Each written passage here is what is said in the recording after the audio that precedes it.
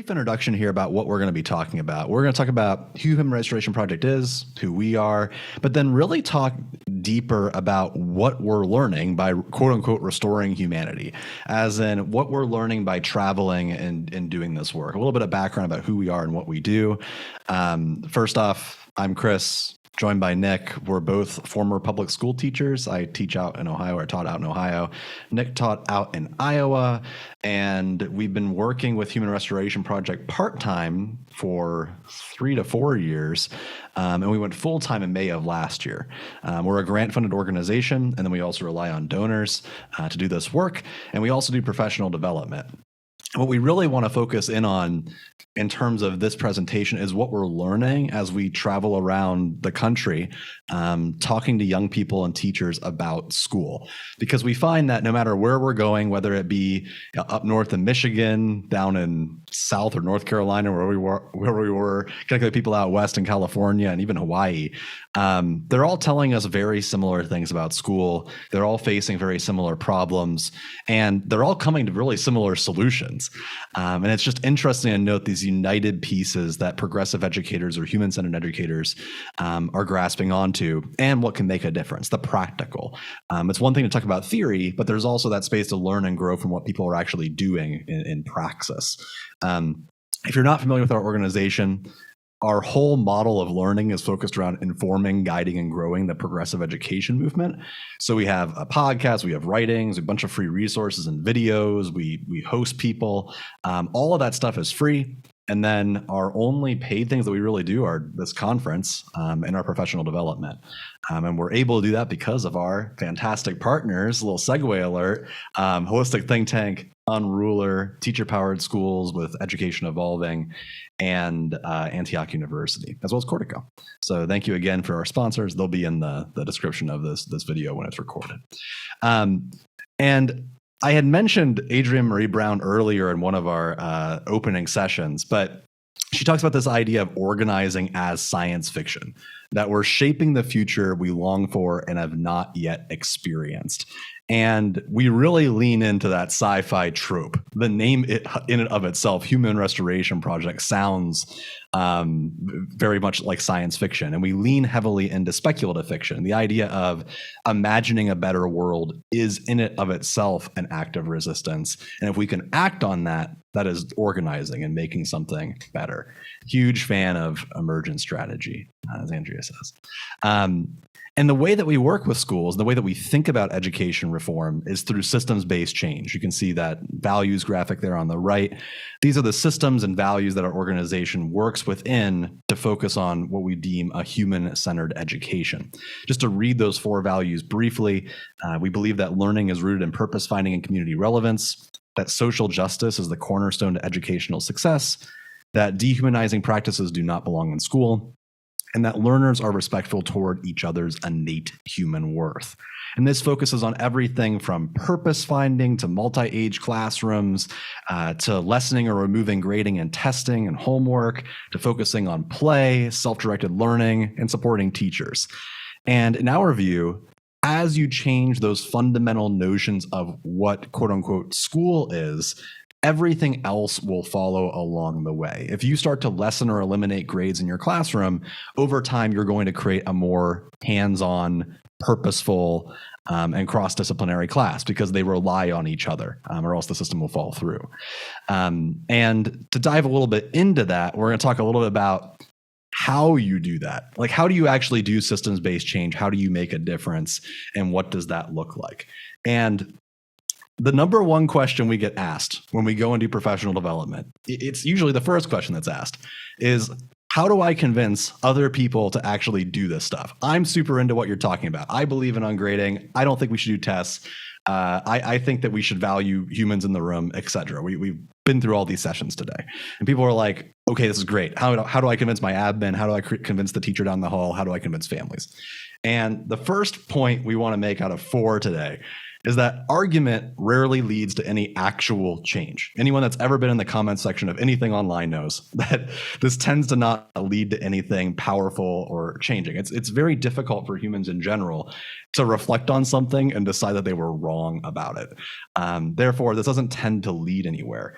A case in point example is that despite massive climate change implications, there's a meta-analysis. There was 21,000 studies done to showcase that climate change is real. Something like 99.999% of them said that climate change is actually happening.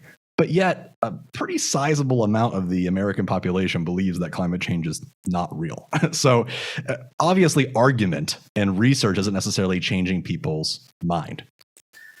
With that said, also labeling breeds hostility and leads to inaction. If we say, for example, all teachers are terrible teachers because they're in this system that's harmful to kids. All administrators don't want to make a difference, so therefore we can never get this stuff done. All politicians are corrupt, and therefore nothing's ever going to happen.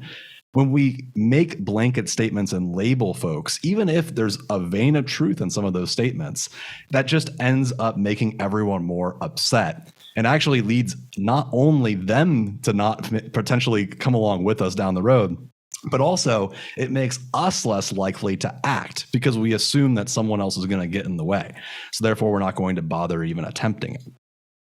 And what we found through all of our work, from working with schools to actually doing this stuff, is that you have to show rather than tell. You can't just stand up there and say that we need to make a change.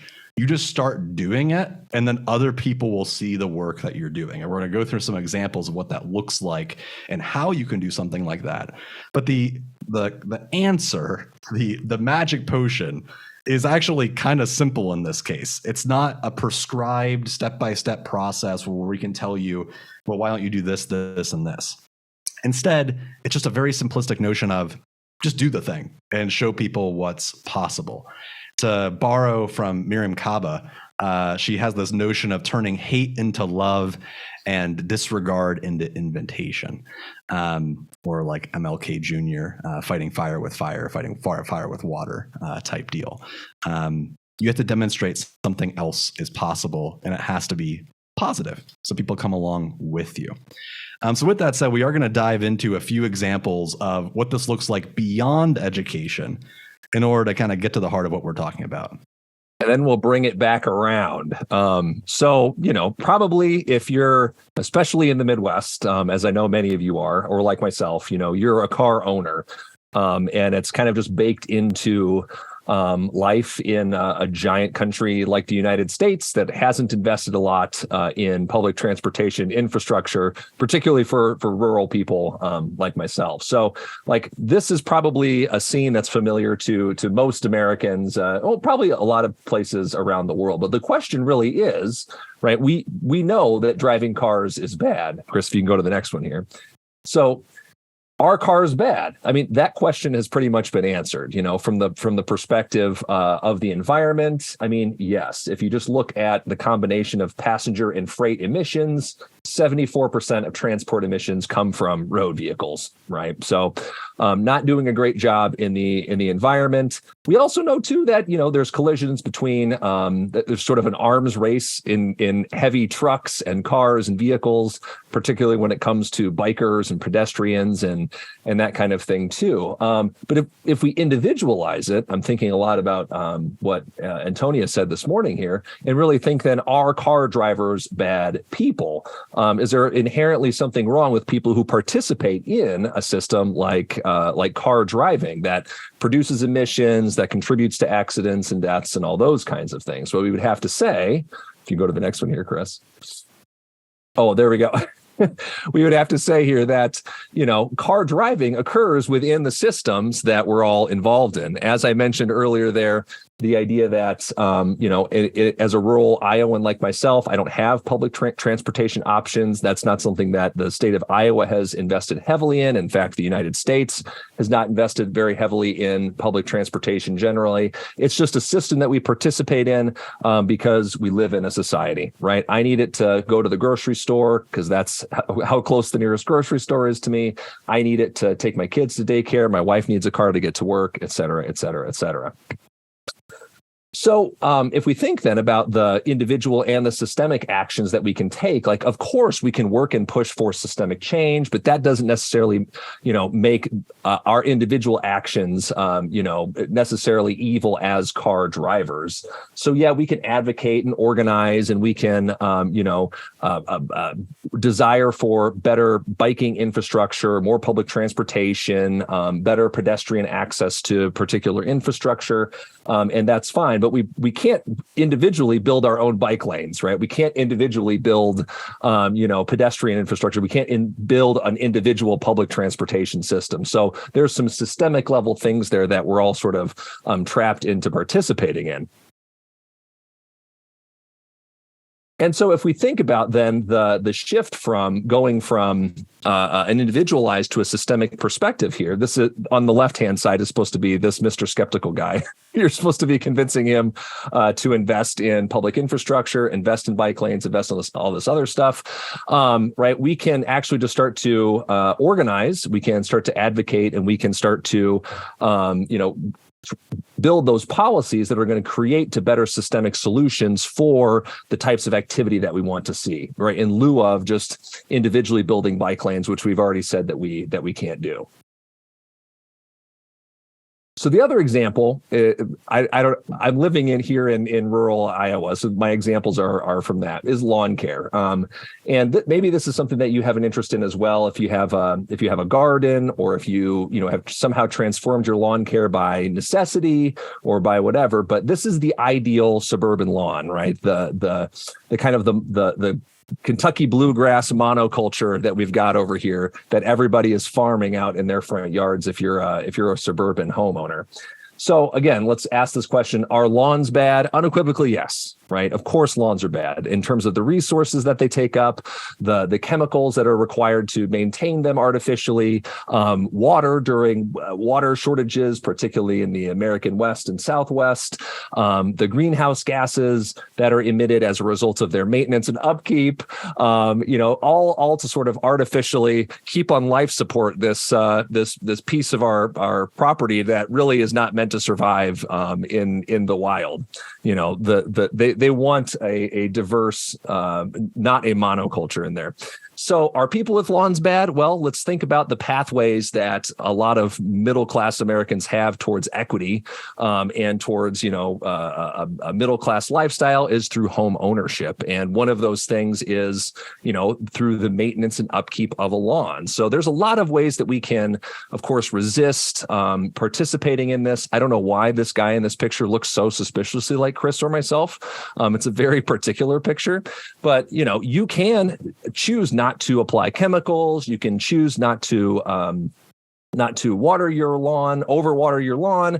You can choose to keep your, you can choose to keep your grass taller. You can invite in a lot of biodiversity. You can plant prairie grass. You can, plant gardens, all those kinds of things. So there are a lot of individual actions that you can take. And in fact, if you don't maintain your lawn, in a lot of instances, if you're part of an HOA or something, you could face, fines and fees and all those other kinds of things too. So there are pockets of resistance within lawn monoculture that you can take, but attacking the entire structure, the edifice of lawn care, suburbia mythology is probably outside of the reach of any individual person. So when you go to your neighbor, as I have, or when they scoff at your supposed lack of lawn maintenance upkeep because, you're taking a break from mowing your yard or whatever, or not maintaining a part of it to let it kind of grow wild or something like that, right? How do we respond to the haters in this situation? The bee lawns. I love that idea, Chelsea. Sorry, I saw that comment on there. But right, inviting in, right, showing a better pathway forward and kind of showing rather than telling and scolding and lecturing about all these kinds of things. Because yes, of course, we know lawns are bad, but the way that we're going to move the needle on it is just by showing, by building, and by looking at all of those results, which brings us back, of course, to school, Chris. Yeah.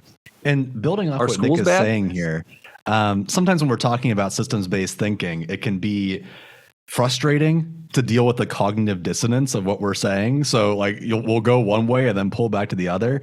All of these ideas that we're presenting involve organizing and living in community. It's building up stories with other people and advocating for something. But that doesn't mean that individuals don't have initiative. It doesn't mean that if it's possible for you to bike to work, you shouldn't, or that if you are in some kind of relative context and position of privilege that you can just let your lawn grow and that's okay, that you couldn't do so and show other people that it's possible.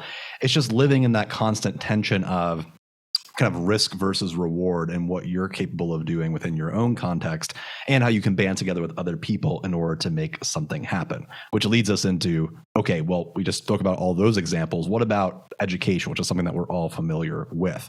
Are schools bad? I mean, at least systemically, they're leading to a lot of problems. Engagement rates as a student goes through school drops drastically, especially once we hit middle school. Students tend to enter schools full with asking questions. They've done studies on this where they find that the average student, when they first enter schools, asks hundreds upon hundreds of questions every single week. But as they go through school, was the study 5th or 6th grade, Nick? I can't remember. The average was only 2 questions a day that students would ask. By 5th grade, yeah. By 5th grade, yeah. So it seems like the longer kids are in school, the less that they're engaged. And this is not specifically based off the idea of as kids get older, they naturally ask less questions. When you find students who haven't gone through schooling, they tend to ask the same amount of questions as they did before. It's schooling itself that seems to be causing this. The same thing is the case with anxiety and depression. This is data from the United States, but it's true worldwide. The number one problem that especially teenagers are facing right now is anxiety and depression. And notice that anxiety and depression, although it could be sourced from all of these other things that are listed on here, tends to go relatively unaddressed in school. A lot of schools focus a lot on bullying and drug addiction and drinking alcohol, but anxiety and depression tends to be met with, as Antonio Darter said earlier, individualistic actions. So like mindfulness programs, for example, as opposed to looking to the structures that cause these problems. You can see there on the right, stress and boredom are fairly common amongst high schoolers. In fact, a shockingly high amount. And it's worth noting that anxiety and depression, stress and boredom rise during the school year and fall during the summer. Again, this is not a natural process that's occurring as kids get older. It's a process that's being systemically caused by the act of schooling. Now, does that mean that teachers are bad? I mean, not necessarily. There are many teachers. I mean, many of you here are teachers, and I don't think you live your life every single day assuming that you are a bad person. There are a lot of people that are trying to change this and make things better, but systemically, we often have to make decisions that go against what our values are. And that leads to a major cognitive dissonance, which is part of the reason why teachers are leaving at a higher rate than they ever have before. Obviously, there's teacher pay, teacher rights, all of these different things. But part of that is also just a disconnect with our values. So how do we take action on that? We'll talk about that more in a second because that's the rest of the presentation. But it is worth noting, as we take action on that, how are people going to react? And what our point is behind this is saying we need to invite other people into the conversation as opposed to blaming everyone else in the system for all of the issues that are there. You have to show rather than tell what work is possible, even if it leads to skepticism. Part of this is just embracing that fear and utilizing your own power and privilege in whatever context you have. Or in other words, if you can let your lawn grow and it doesn't get you kicked out of your house, then do so. If you can do interesting practices in your classroom, see what you can do, and it won't get you fired right away, maybe you should try doing that and seeing what happens and see how far you can push it. I'm going to take this Howard Zinn quote here as kind of a good example. I'll read it in full. There are people everywhere who want to see a different kind of world, who want to be at one with their fellow men and women, who think that people in other countries are human beings as we are, and that if somebody is suffering anywhere in the world, we have a responsibility to help them. I believe that that compassion is basic to human nature, and I am counting on that to pull us through. And as a former history teacher, one of the most difficult things you have to do with folks when you talk about organizing or social change and how people make change in the world is you still have to see all the bad things that are going on. And sadly, human history is full of bad things, many of which you cover back to back in a history class. But you can't overshadow all the good things people do as well to make things better and to change things over time. That's usually a result of a lot of people coming together, doing small incremental changes as they can. With all that said, what's interesting about these three examples that Nick and I are sharing is that as you transform these systems, it makes life better for everyone and everything. For example, if you were to lessen car use, you lead to public transit and biking, which makes people, this has been researched numerous times, people are happier and healthier when they don't need to drive a car. Anecdotally, I will tell you, I was in Japan in March, and it felt life-changing to not have to use an Uber to get anywhere. Also a lot cheaper and nicer. It's better for the environment as well. Same thing with land use. If everyone does it, if everyone lets their lawn grow, it's actually quite beautiful. If you've ever been to a spot that has a lot of like prairie gardens and things of that nature, less pollution, it's better for the environment. Ironically, if you're an allergy sufferer, it's actually better for your allergies just to let everything grow. The way that we grow grass and have like, again, that like monoculture of grass growing, it's actually bad for your allergies. Same with tree planting, but I won't get into that right now.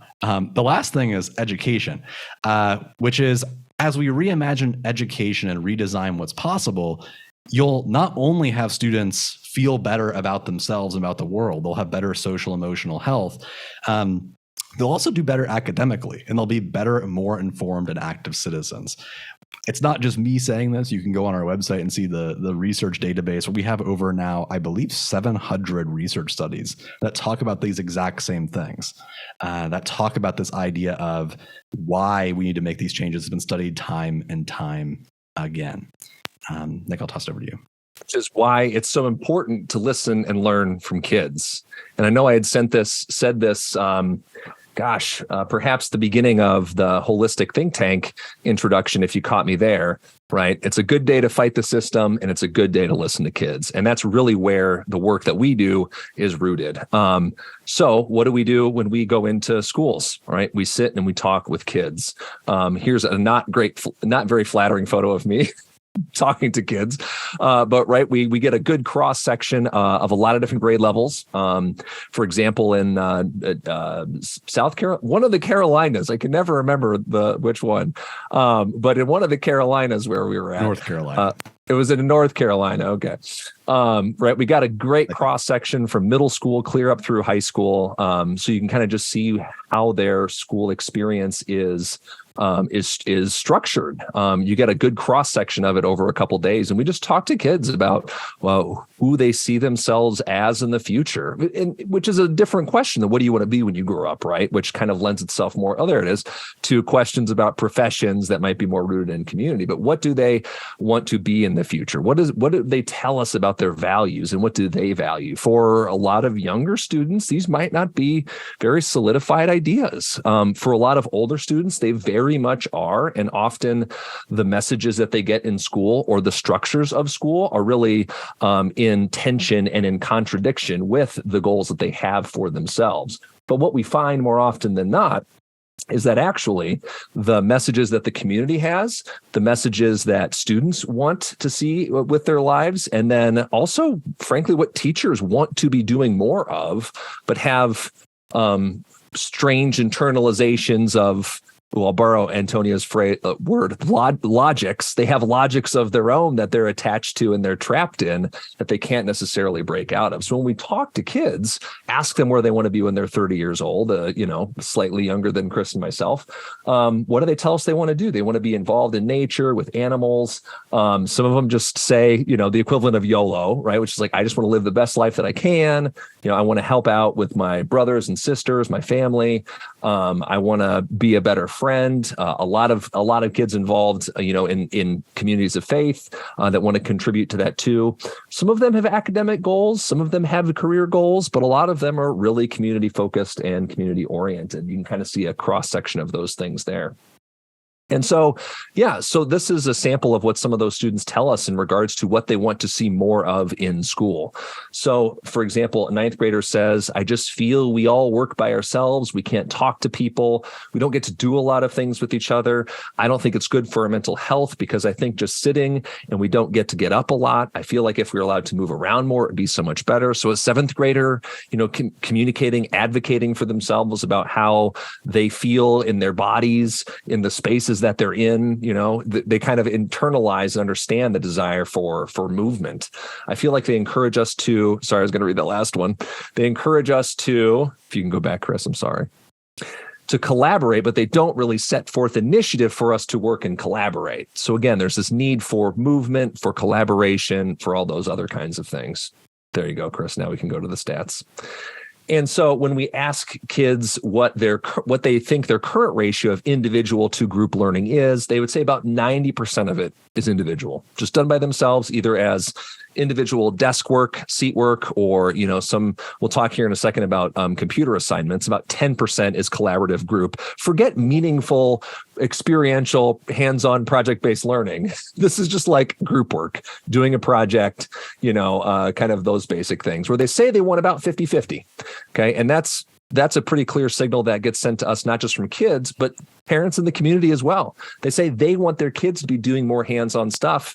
And again, it's schools and the systems that are risk averse who don't want to take the chance to give kids more leeway in that regard. And a quick note on this. Yep. This is not like an average. Every single school we go into says this exact same number. No group of students, and we've done a lot of these now, no matter what state we're in, tells us that on average, what percentage of school is individual versus group. This is the number you get, which is both horrifying, but also very eye-opening in terms of what we can do to change things. Exactly. If it's consistent, it's a phenomenon of the structures and practices and systems, which means we can change it, right? That gives us a good avenue for change. Okay, so then the same ratio goes for computer versus hands-on.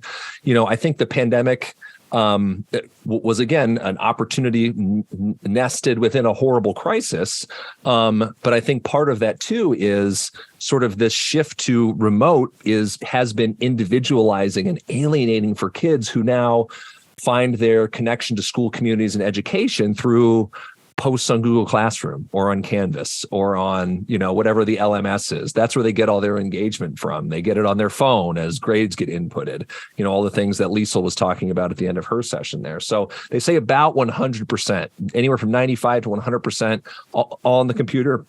They are craving stuff that is not tied to a Google Classroom or something else like that. I know it's very ironic to be saying this in the midst of a virtual conference, but again, we're leaning into some of the better parts of digital pedagogy that, some of these teachers probably in systems and schools should probably leverage and aren't for various reasons. But kids want to do more things in the world.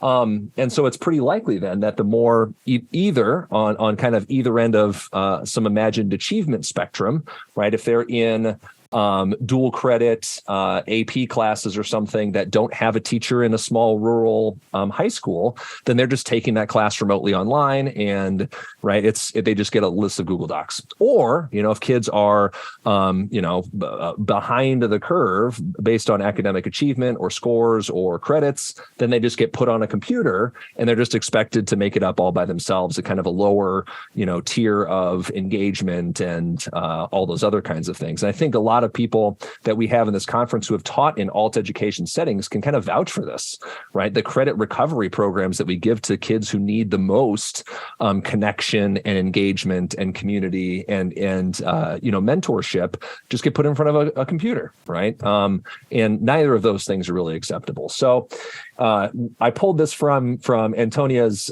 keynote, the flip keynote that she had, because I thought this was a part that really resonated with all of the messages of that we've been talking about here so far. So whether we're talking about our own relationship intention to transportation or lawn care, our contributions to all these different structures and systems of schooling. And Antonia offers here, the individual and the community are inseparable. This collective principle is essential to embodying our work for liberation, in that neither dialogue nor consciousness can be generated in the absence of others. It's not going to happen between you and a computer and you sitting quietly at your desk doing book work. It's not a solo enterprise, she says. We are not lone rangers here. Of this, Freire argued, we cannot liberate others. People cannot liberate themselves alone because people liberate themselves in communion, mediated by the reality which they must transform. Getting them in the environments, in the community, in the world, right, to put them in dialogue with themselves and their relationship to each other and their relationship to the world of school and outside of it too, right? We can be doing so much more to engage all these kids in what the world has to offer. Right. And two kind of brief notes on that is, one, we have to continue this kind of like armed love fight, because if we continue down the path that we're on with growing technologies and emerging technologies like ChatGPT, there are 1.5 million ed tech companies that are selling this idea of put a bunch of kids in front of computers to help them remediate using AI.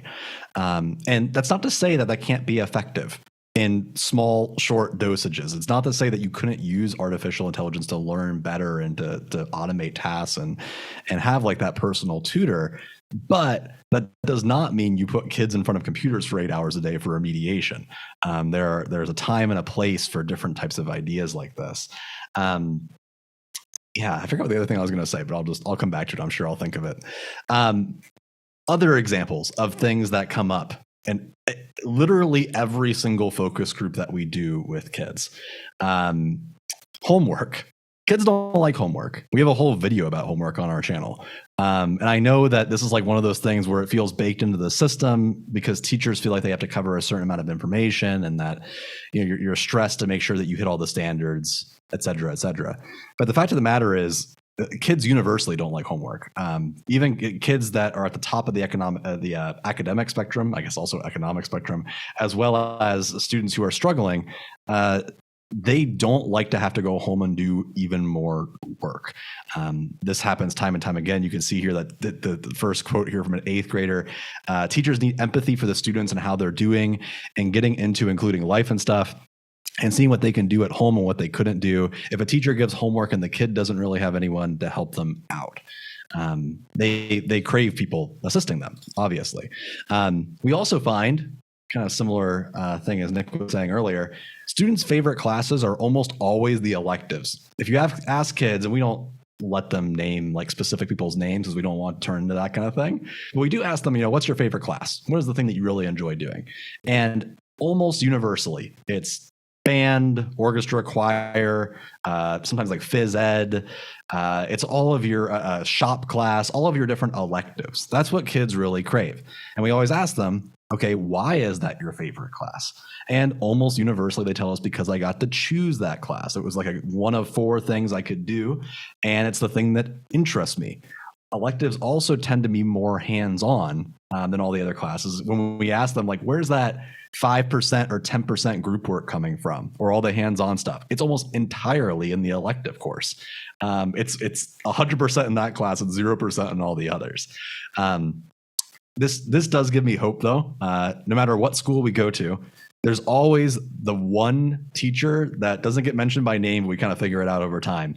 Who's like, we'll ask the kids, like, what's your favorite class? And we'll hear shop, choir. And then 2 kids will say math, for example. We're like, math? Really? That's a really interesting thing. Why do you say math? And it's always one specific teacher who does hands-on and group activities and interesting projects in their math class. So there is a point to taking these individualistic actions towards systemic change because kids notice this stuff. There were kids that would all mention the exact same 6th grade teacher, and we did focus groups in 6th through 12th grade, and that teacher's been there for 20 years. And they still all remember that specific class and that specific moment years upon years later. A few other things that we universally notice.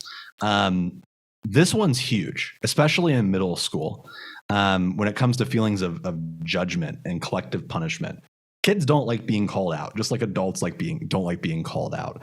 And oftentimes kids feel mistreated in schools. A lot of the systems of school automatically assume that kids are the bad guys. You walk in, you get a bunch of rules told to you. If you break the rule, then people come down hard on you. And kids all have these, and adults all have these nightmarish scenarios where something went wrong at school. I'm sure all of us have still something that we remember about our K-12 experience that sucked, and we still think about it. And that's not normal. Like that's very strange that occurs. Kids hate things like bathroom policies. They don't like being called on randomly. They don't like being singled out in any way, shape, or form. Interestingly enough, we didn't put a quote up here, but kids also don't like being positively judged. For the most part, kids tell us they don't like it when teachers come and make a big deal out of them doing something well, because they don't like any attention being called to themselves. And as Nick says in the chat, kids notice the racist and sexist policies too. I think I have a slide on that later. But they know those things. When there's a dress code at your school and it's being interpreted differently depending on who you are, or like hair policies, things like that, kids pick up on that right away. And how would it feel if every single time that you're coming to school, and many of you probably know this from your own experience, where you go and you feel judged based off of who you are? Same thing with like bathroom policies, et cetera. Students also sadly find much of school irrelevant and linear. This is the first thing kids tell us, FYI, even though it's out of order on the slide. Here's a 9th grader saying that he feels from, or she, I feel from my experience with school that they kind of teach you that mistakes are bad. I feel like curiosity is kind of kept out of most classrooms. I mean, kids just kind of feel like they're doing worksheets, sadly. Another big one, kids crave being outside and in their communities.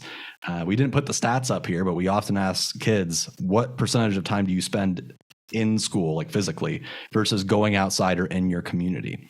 And since the beginning of the pandemic, which is interesting because you would assume that you would spend more time outside, we find that nearly 100% of kids say that they spend their time indoors, even in spaces that have beautiful outdoor areas that you could just walk out to. Kids want to be outside in some way, shape, or form because it's a natural human thing to want to do. Just a few more of these. Students feel like empathy isn't necessarily taught or practiced. Someone said earlier, like in the chat, about how kids aren't taught necessarily to work collaboratively. Well, kids also feel like they're not being taught a lot of these kind of basic human skills in school. This quote to me is just like so profound. This 7th grader says, I think the worst that they definitely need to work on is empathy. And they tell us to be empathetic towards other people, but they don't teach us how. That's pretty much it with everything. Just a fascinating insight to what exactly that means and what we can learn and grow from that. And then finally, as I was alluding to earlier, all schools, because this is a systemic issue, face racism, transphobia, sexism, and more. And this quote here is from a student at a high school who's in a better space now than they were. And they can say, there's been many certain times where a teacher has made a mistake or called me by my dead name, and it's just a short conversation and they apologize and we talk things out.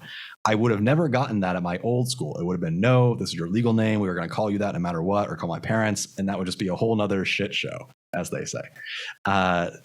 And again, kids notice the teachers that recognize their humanity and the teachers that don't.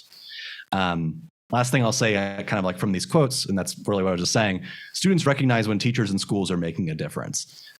Kids are really in tune when a school is trying to do something different, even if they're failing at it.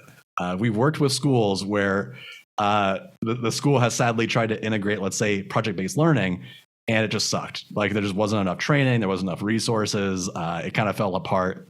But the kids told us, hey, it was great that they tried though. We really liked the idea behind it. We need to bring kids into this process of reimagining and talking about school, because if they're partners in this, they want to see us be successful, because of course they do. Like if school is the state that it's in, we can bring them alongside to make those things better. With that said, Nick, I'll toss it over to you for some recommendations. So as we said before, if these experiences are more or less universal, if the systemic structural issues and the outcomes it creates are more or less universal, well, then that gives us at least some hope that, again, I'm channeling Antonia because her morning session was transformative, but right, we can kind of expose those logics and kind of attack them with some kind of counter programming, right? So that means there must be some kind of universal solutions that we can shift to. And we've really identified maybe like 4 or 5 of these big shifts that if implemented can actually help reverse these trends. And I had mentioned it in the comments of one of the other events today, but it seems like in the backlash, as we're seeing that pendulum swing back to more scripted, standardized, top-down hierarchical stuff, well, the experience of school for that is, well, academic achievement doesn't really improve, and it worsens the experience of school for adults and kids. So we kind of fail at both endeavors. Well, with these, right, the idea would be, let's improve the experiences of kids and adults, by increasing social, emotional, physical, cognitive safety, right? Giving them interesting things to do, perhaps through interdisciplinary PBL, right? The design thinking process. And then the engagement, the interest, the community building, the safety, all those things will be prerequisites to then improve learning outcomes down the line. That's what all the research would say. And that's, I'm sure, Liesl, is Liesl in here? I'm sure if Liesl were in here, she would say that the brain research would support that too, right? Because we have to, we want to learn about things that we care about. We can't really learn in the absence of emotion. What do they want? Interactive, active classrooms. And that's more than just, again, doing projects, but that's actually incorporating some different frameworks, which I think is the next slide. Did I get that right? Oh, okay. We're almost there. There we go. Yes, using powerful frameworks. So really, over the course of the last year or 2 years, really, of working with schools for us, we've narrowed down like half a dozen frameworks that can apply in a lot of situations to help teachers create better structures and for students to operate in. So, of course, one of those being universal design for learning, which I think is, why Andrew Tisha's session, her track is so popular. And then some other ones too, right? The SEL framework just makes a lot of cognitive, brainy kind of sense. It makes social sense in that case. Chris, what are some of the other things that we got in here? I can look at them, but there we go. Recognizing that our kids are fully embodied human beings. So not just treating them as brains in a jar and using the things that cognitive science, which would, treat kids as inputs and outputs like a computer would, but actually treating them as complete humans. So, right, how can we actually see them at the intersection of their whole selves, right? But the bathroom policy plays a big role in that. Let kids be able to self-regulate when and how, they're going to attend to their own needs. And kids will only get better over time at making decisions by making more decisions, being transparent, active, and caring, right, through these SEL frameworks. What's another one we got, Chris? All right. Of course, then a lessening or eliminating of homework and testing. And of course, that doesn't mean, your in-class assessments, formative, summative, kind of however you're doing that, but redesigning assessment systems really to incorporate more portfolio-based, really ungraded, or to diminish the salience of points and percentages as much as humanly possible within your system. And that's where, of course, it takes a lot of creative non-compliance on your all's part. And Chris and I, when we were classroom teachers, to do the same, because, there is a lot of hacking that you have to do of these various systems in there. And that's part of what our work is with schools is how can we hack the system to make it work for kids? How can we stay in communication with parents about the things that they care about too? They want to be able to track their kids' progress. How can we do that? So really taking it back to the perspective of systems change here, Chris. Yeah, I was just going to say, I'll mention it. I said it in the chat, but involving students in that systemic change is key to this. We call that concept radical transparency, which is the idea of you're not just making the systemic changes, you're telling the kids why you're making the systemic changes and bring them along with you. It came up earlier in Liesel's section about ungrading, where she said that, every single week you need to tell kids why you're ungrading, so that way they don't ask or feel like they're digressing due to not getting grades anymore. Like they don't feel good about it. They need to know why grades are bad. We need to dissect that. We need to talk about that. So that way they're in our corner when we go to make these systemic changes. Someone in the chat had mentioned bathroom policy. As someone who let the kids just go to the bathroom, part of that is letting the kids know why and how we're doing that. And there's a little bit of a rebellious thing to this, where it's like people meeting in a back room saying like, hey, we're gonna do things a little bit differently in here, and here's why. And kids love that kind of stuff. We're subverting a system in order to talk more about their humanity and do cool things together. That's great. And are kids gonna break the rules? Yeah. But the difference is, one, they were probably breaking some rules, even in the previous system. But two, there's no way to teach kids how to engage responsibly unless they are given the opportunity to be responsible. If you just put a bunch of rules on people and tell them what to do and when to do it, they're not going to become more responsible. They're just going to try to figure out ways to get around you. Right. Yeah, I was going to say, and I know we said earlier not to engage with the haters. However, there is a little bit of kind of irony in this, right? In the sense that the more rules that you put on kids to try and follow, the more that they kind of turn their brains off, right? It doesn't take a lot of thinking, once, those rules are in there. So, I would hear often from my colleagues who would complain in workshops and PD and stuff that we would have that our kids lack executive skills. Our kids lack executive skills. Our kids lack executive skills.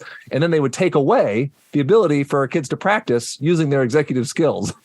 So then it would be kind of a self-reinforcing excuse for them not to do those same things because they couldn't be trusted. And these were 10th, 11th, and 12th graders. They're on the cusp of, adulthood. So, they're a year away from voting. And here you are complaining about their executive skills. You have to give them the space, trust, support, and mentorship to be able to develop those things, right? And that's where oftentimes at younger grades, they do a much better job of these, because I know my 8-year-old can kind of navigate her way through a lot of her class day, and choose between stations and go through a lot of unstructured time, loosely structured time. But then by the time they hit middle school, again, you see engagement declining as the need for standards and all those things kind of takes a precedence. And again, by the time they hit 10th, 11th, and 12th grade, then we as high school teachers are complaining about a lack of executive skills. So anyway, I'll just say that can kind of be something to talk about. Kind of shifting over to just some Q&A, but some context behind this. So the way that we're coming to these conclusions is both through research, but also through being on the ground. In the last year, we've probably spoken to, 700, 800 kids, give or take, when you look at all the focus groups as a whole. And again, there's not one of these that doesn't come up in every single conversation.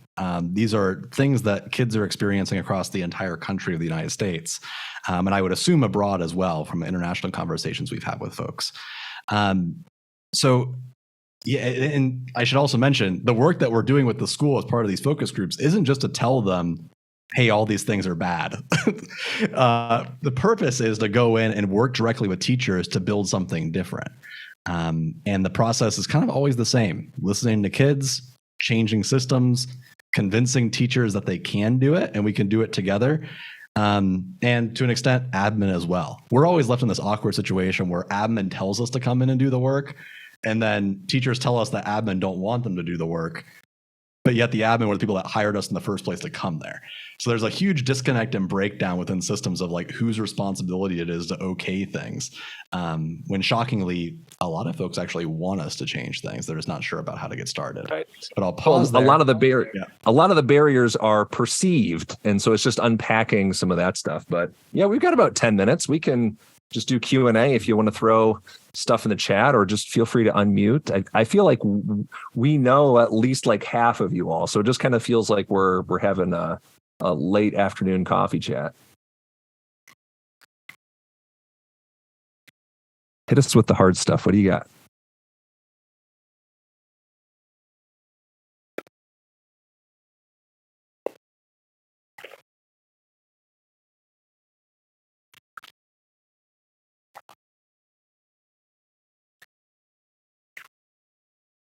I'll briefly share that the reason why the tree issue from earlier, if you're wondering, in the United States and actually in some European countries, we only plant, I believe, male trees.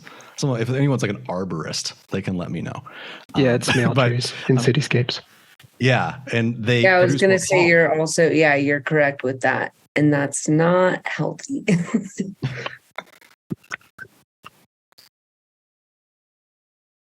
And so, trees are getting planted, but then we're realizing like some issues are coming through with that because of the types of trees that are getting planted. As someone who has very bad tree allergies, I get this. If you have really bad like spring allergies, especially, that's probably why. We need to end the tree patriarchy is what needs to happen. Is that what you're saying? This is a result of tree patriarchy. So to answer this question from Mason, they really want to do ungrading, but their school requires them to give grades online, a digital system at the end of every single semester. How have you handled this situation in the past? Brief note on that. Every school we've ever worked with requires grades at the end of a quarter, semester, every 2 weeks, every 4 weeks, whatever it might be. We have never worked with a school that has said, we're going to get rid of grades and they won't exist at all, because there's so many other systems at play there, from college admissions to athletic eligibility to just how the LMS works. Basically doesn't function. So instead, what we attempt to do with schools that want to implement ungrading and with teachers that want to do this is we shift to some form of portfolio, feedback, or student-driven system of assessment. What that looks like is whenever you're getting close to the time that you have to assign a grade, students are either submitting a portfolio of works or they're meeting with you in some kind of student conference, and they are explaining to you what their grade should be. And there should have been like some checkpoints there along the way. There's various different ways you can structure this. But kids go into that report whenever that time comes, knowing where their grade already is. We're trying to shift it from a teacher judging a kid and just telling them what they got to a student proposing what that should be and then working together to improve that grade as much as possible. Right. Yeah. If you work with students to co-create the criteria, right, or through backwards design, kind of start with, hey, what should this look like at the end? All right. And develop a pretty clear list of those criteria, work backwards from there to say, well, where should we be by whatever the 6 week, in progress grading period. Okay. Then those are your 6 week criteria. Where should we be by week 12 or week 18? At least that's what it was in my system. I know some have more or less flexibility in that. And then just have kids show you the evidence of where they're at in that stage, whether those artifacts are physical, digital, whether you keep an evidence journal, a portfolio, or you use, some other kind of combination of those things, then have the criteria, you have the evidence, have kids run through that. Ask them, are you, where we said that we needed to be, because then it's not judgmental or evaluative. It's really all about the iterative process of learning and saying, okay, well, if we didn't make the goal that we had at the in progress grade, maybe that really doesn't matter, because learning's not on this timeline as it would be if we were just accumulating points and grades, right? So if you had accumulated 98% of the points and grades up to this point, you would say you have an A at 6 weeks, when that's gobbledygook. That doesn't mean anything, because who has an A, you haven't mastered any of the material at 6 weeks. So, right, we could say, oh, you have an A at 6 weeks because you've met the in-progress goals for the time, right? You're kind of on track, or you're ahead of time, to be where we said what we needed to be. So really like that co-creation, that iteration, and then I'm going to sneeze. Forgive me. It's those trees. And then it was tree talk, abolish the tree patriarchy. But then really just working with them to then hack the communication system. How do you communicate that in progress to parents and other stakeholders, right? Your admin or any other people who might know. Something that you can use in order to do that. Yep. Just I'm saying this kind of tongue in cheek, but legitimately one of our sponsors, Unruler, is a great tool to do that. Oh, that's good. literally what it's for. We're not quick to embrace educational technology because historically, for many ways, educational technology is typically used as a way to surveil or judge kids. But I will say, I think Unruler is a good tool to use mastery-based or portfolio-based grading without assigning a grade right away and giving students more autonomy in navigating those systems. If I could just share, I ungraded about 10 years ago. I'm in Santa Rosa, California at a public school. And my experience, granted, I teach mostly seniors. I mean, I've taught all the ages in high school over the years, but mostly seniors. But my experience has been so amazing. And parents love it. I get almost no complaints. Yes. You will find, because I think one of the questions that people ask most often about it is, aren't the kids just going to always, self-assess at a high level and try to get the best grade they can? And isn't that going to be, the whole, won't that be distracting and everybody's just going to be jockeying for, all right, I think I deserve an A. Well, first of all, it's not, it surprises people to hear that a lot of kids will actually self-assess way down where they would be. Oh, yeah. They will give themselves no credit for effort or growth whatsoever. And you'll get a chance to really address deep-seated self-esteem issues.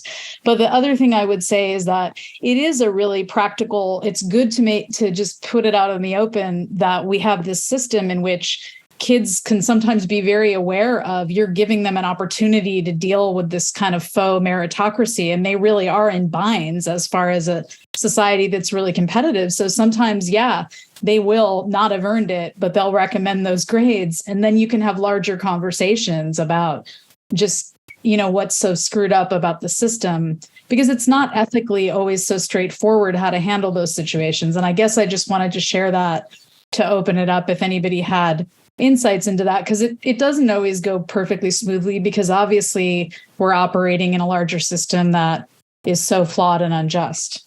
So thank you. Totally. I will add to this very quickly here, just to say that we need to keep in mind, too, that any system that we implement needs to be onboarded. We still need to keep the doing with model in mind. Otherwise, we're just doing to kids a different model of grades and grading that they don't understand. So any grading and evaluation system needs to be clearly communicated, co-developed, right, alongside kids. So that way they have a vested interest in buying and understanding into it. That of course, is not going to be perfect. But at least, if you think about those other similar frameworks, if we can get 80% or 90% of kids to be responsive to that system, well, then, you can work with the other 10 or 20% of kids to really to eventually get their smaller and smaller margins. Right. And it's worth noting as well, if you're looking at a way to sell this, as Simone said, like, not only are kids potentially going to, I guess, learn way more than they typically would because they're going to push themselves further. But we can co-opt some language that has been used, again, historically to kind of, I guess, hurt kids, like college and career readiness. A lot of times that's used as a term to just give kids a shit ton of homework and then call it a day and do AP testing. But if you want to talk about college and career readiness, a portfolio where kids are talking about the work that they're doing and reviewing it with someone, that's way more like what you would do in a career field. People don't give you typically, in most humane workspaces, a grade at the end of 9 weeks and say, okay, you're either hired or fired. They meet with you and talk about what you're doing. You do performance reviews. And that's a skill. I have never been graded as an adult. No, I mean, I almost fired Nick last week for doing bad on a test, but that's a side conversation. But hey, you said you weren't going to bring it up. I know, but the fact of the matter is, if we're trying to help kids navigate the quote unquote real world, part of the way that we do that is by actually shifting to these systems. It's a lot more like the real world than like what school is, and it's in its current fashion. Now, I'll mention an anecdote real quick, and it's about myself. So I don't know if y'all kind of know my backstory and some of the reasons why I ended up leaving classroom teaching. But at one point, I was described by my interim superintendent as belligerent. That had a lot to do less with my actual attitude, in the way that I was perceived by some reactionary members of the community who didn't want me to teach their kids about white nationalism. But with that said, as far as grading and assessment goes, I would say let's flip it. Okay, let's go ahead and flip the paradigm from us having to justify humane forms of assessment and evaluation and having to justify the traditional system. So for anyone who challenges you on this, right, just say like, okay, bring me the research that shows that this is the best way for kids to learn. Bring me the research that says this is the best way for them to, achieve the goals, the mission and vision of the school or whatever, right? You're not going to be able to find it because it doesn't exist. Even the most, I don't want to say conservative, but, like the people who might shy away from ungrading, people like a Thomas Guskey or Rick Wormelli, right? Some household names within the grading and assessment world, they would say that grades really aren't useful indicators. They're just something that's part of the grammar of school that we've bought into, that, standards-based grading and all these competency things might help us get towards. But really, at the end of the day, no grading system is objective. No grading and assessment system is yada, yada, yada. Things we all know, right? But let's flip the script. Let's just say, like, here's this pile of evidence that says these humane methods of assessment, portfolios, ungrading, one single point rubrics, whatever things you're using to hack your system, that should be the norm. Let's norm that. And then let's make the other people justify why their 0 to 100, 12-point grading scale, from F to D minus to D to D plus to C minus to C to C plus to et cetera, is scientifically sound, valid, accurate, reliable, all the things that they would demand of our system, right? Because they would say it's not objective or it's whatever. Okay, prove that yours should be the norm, and then we can talk. There's no amount of research to back that up. So again, that's showing rather me than telling.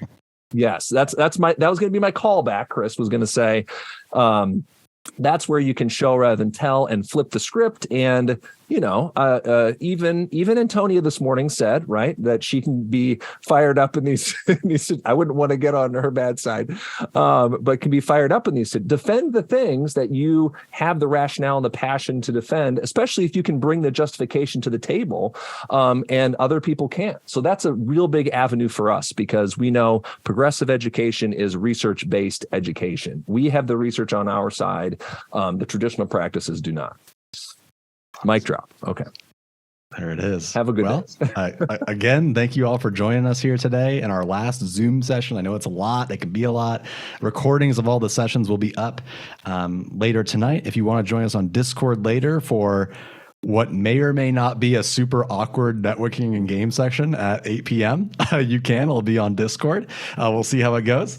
And otherwise, we'll talk to you again tomorrow and or on Discord. So see you soon. Thanks all. It's been such an awesome day. I'm still so fired up, and it's, dinner time. So have a good night, everybody.